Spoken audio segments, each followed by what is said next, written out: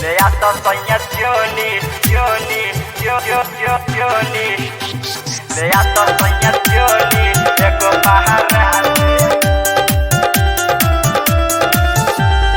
Llegó pajarrate, llegó pajarrate. Music by Roshan Kumar. Le आता सैया चोली एगो बाहरा से, ले आता सैया चोली एगो बाहरा से। नीच के सुखौनी अगर गनी पे पसार के, लेके भागल कौआ अपना लोला से लसार के। तू ही तो लाइल रहल एगो यागारा से, तू ही तो लाइल रहल एगो यागारा से। ले आता सैया चोली एगो बाहरा से, ले आता सैया चोली एगो बाहरा से।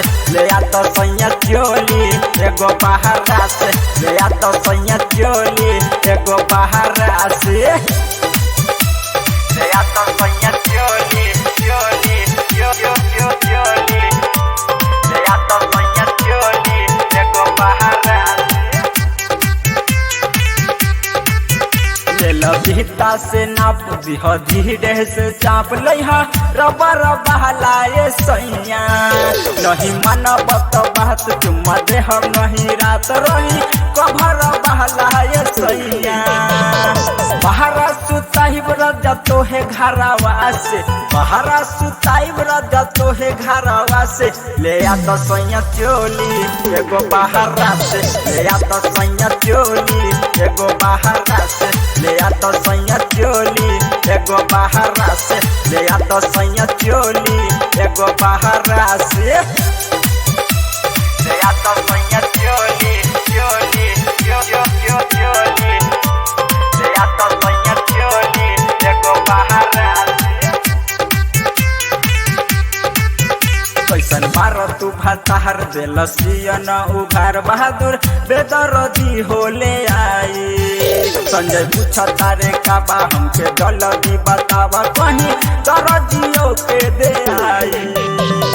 नहसा में बार तू हो कहीं समझा के, नहसा में बार तू हो कहीं समझा के।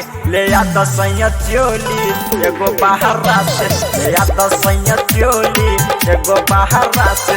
ले आता सैया चोली एगो बाहरा से, ले आता सैया चोली एगो बाहरा से। नीच के सुखौनी अगर गनी पे पसार के, लेके भागल कौआ अपना लोला से लसार के। तू ही तो लाइल रहल एगो यागारा से, तू ही तो लाइल रहल एगो यागारा से। ले आता सैया चोली एगो बाहरा से, ले आता सैया चोली एगो बाहरा से। ले आता सैया चोली एगो बाहरा से, ले आता सैया चोली एगो बाहरा।